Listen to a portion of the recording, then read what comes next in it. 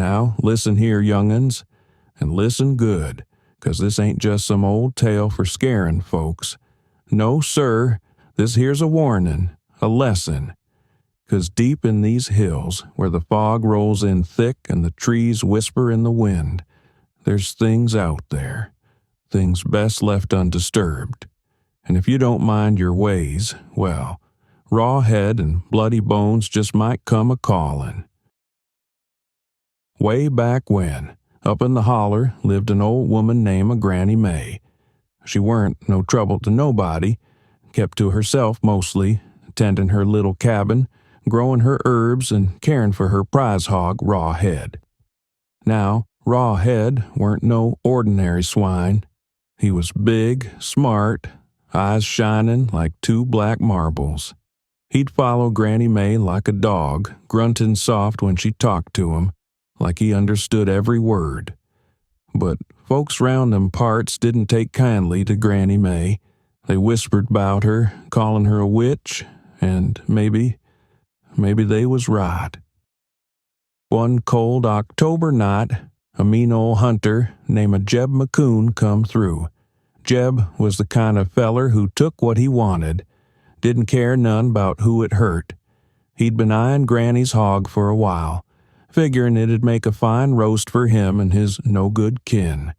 So, that night, when the moon was hiding behind the clouds, Jeb snuck into Granny's yard, clubbed Raw Head over the skull, and dragged him off into the woods. By the time Granny May found out, it was too late. Jeb done skinned Raw Head, cooked him up, and picked his bones clean. But Granny, oh, she weren't one to just sit and cry. She went inside her cabin, shut the door tight, and started muttering, low and deep, words that didn't sound like nothing from this world. She reached up to her dusty old shelf and pulled down a book bound in something that sure as hell weren't leather. Flipped through them pages till she found what she was looking for. Then she whispered something dark, something ugly, something that made the wind outside go still. And that's when the bones started to move. See, Jeb hadn't been real careful about disposing of what was left. A skull here, a rib bone there, Raw Head was scattered across that holler. But now, them bones was coming back together. Piece by piece, they rattled and clicked, mending themselves with sinew and shadow. The skull rolled itself upright, empty eye sockets glowing red as hellfire. Then, from out of nowhere, that thing let out a sound, a deep, guttural growl, like a hog with the devil riding its back. Jeb McCune was sitting by his fire that night, belly full and laughing to himself when the wind picked up. The cabin door creaked open, and there it was.